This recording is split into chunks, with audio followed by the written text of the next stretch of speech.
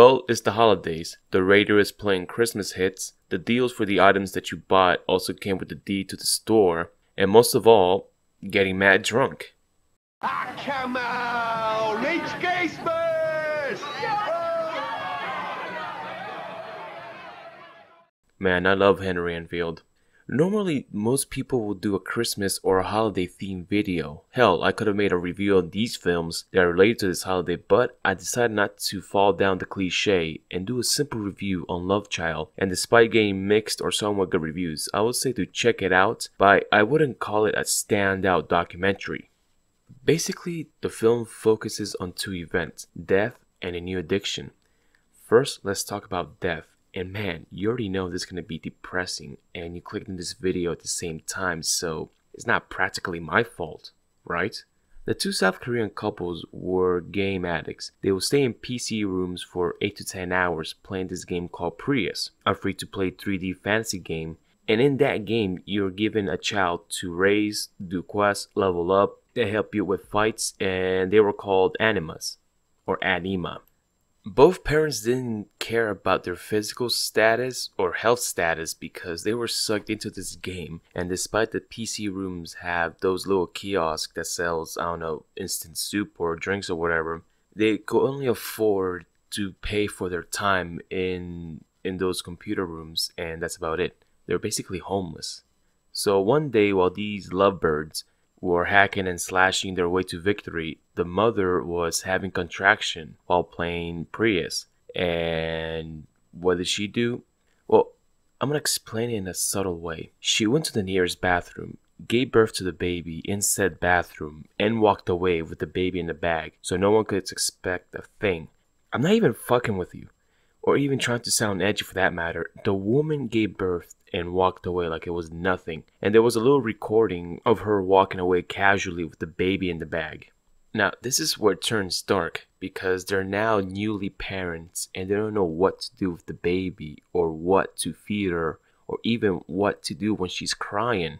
They did, however, name the child, which was Sarang, and in Korean it means love. Kinda sounds ironic, but once again, I'm not trying to sound like a douche, first off. And secondly, the reporters did say that it was ironic as well, but you know what?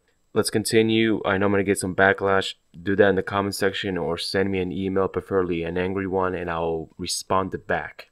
So by day, they would try to do parenting stuff, but having no guidance whatsoever, it's like building a house with no blueprints. Once nighttime came rolling around, they put the baby to rest and went to the PC rooms to play all night and repeat the process. 3 months later, the parents came back from their gaming session and saw their child lying still, not crying, not breathing, not even a single heartbeat. The parents quickly called the police and stated that their child was not responding, and Sarang passed away from malnutrition. Afterwards, the police came in and scoped the place that the couple were living at, and what they found were poor conditions not suitable for a newborn to be at. So the investigators stepped in and searched to see what was the cause of Sarang's death. Now you may be saying right now, well, if they had internet in their place or stole Wi-Fi from their neighbors or even took some time off from their gaming sessions and searched up how to take care of a baby, this wouldn't happen in the first place. First off, installing internet in a South Korean house is somewhat expensive, hence the cyber cafes that are spread around the country. And second, they were game junkies. It's like telling a person with a drinking problem or a drug problem to stop doing those substances at once, or at least take some time off and reevaluate your life. Speaking of substance, this brings our other topic on the table, which is addiction.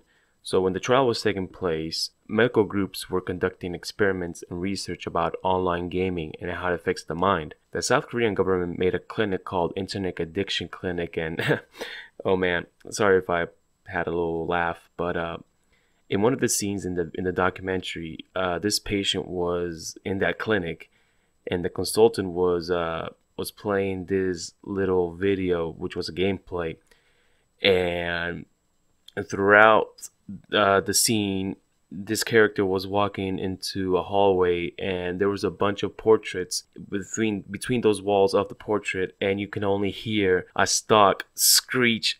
I kind of burst out laughing in the middle of the scene. I know this is basically a serious documentary, but man, that I don't know. It's just I just started burst out laughing, and I don't know. It's just funny for me, I guess. But all right, let's keep it serious and continue. The South Korean government also talked to the culture department. Basically, this sect is in charge of nation-made ideas like music, movies, books, games, so on and so forth, to do some research on how online gaming impacts the mind of an average user in South Korea. With the conducted research and evidence being shown, the government passed a shutdown law that will make 16 and under-year-old players forbidden playing games from 12 a.m. till 6 a.m. The law was created not only by the cultural organization, but Korean game manufacturers as well. And the slight drawback of this bill was that console and mobile gaming were not affected. But in 2014, the law could be voided if the parent gave their consent. Overall, this film was, how can I put this? Mildly entertaining and informative. Yeah, let's go with that. Because the topic was great, first off, but it kinda left you wondering how this addiction developed in an early stage. The best way to get an idea is to check out Web Junkies. This film came out a year earlier and it focuses how China dealt with this problem. Other than that, the film itself was weird because the documentary had these animation that kind of stretched the movie longer, and most of the time the film was boasting how South Korea was the biggest tech giant compared to other nations. Sure, it explained how the country had a tech boom in the early 90s, but most of the time it was how they were the best tech nation ever. The perks I found in the film were the footages of Seoul, from the bustling roads, skyscrapers, and the daily life feel. The second perk was the brief talk about esports being popular in the country, especially StarCraft. I don't know why the Koreans love that game, but hey, to each of their own. And Nexon made an appearance as well. For those who aren't familiar with Nexon, they are a game manufacturer which titles includes Dirty Bomb, Maple Story, Counter-Strike Nexon Zombies, and even Ghost in Shell's First Assault standalone complex online. Whew, man, that was a long title. The final perk about this film was the court trial and investigation clips that were in the film. For me, seeing those shots in the documentary makes me feel like I'm inside the courthouse or behind the two-sided window watching everything unravel. A quick note about the director. This is her third film directing, and her two previous films were Me at the Zoo and Revolution in 3 Acts, which is weird because the third film isn't listed on her website, and right now she's not doing anything, so we have to wait and see what's her next project. So yeah, this wraps up the review, and watch it if you're interested. If not, then it's all good. Have a merry holiday and a happy new year. If you're watching this vid on any other day, I just wish you a good day. So until then, we'll meet again.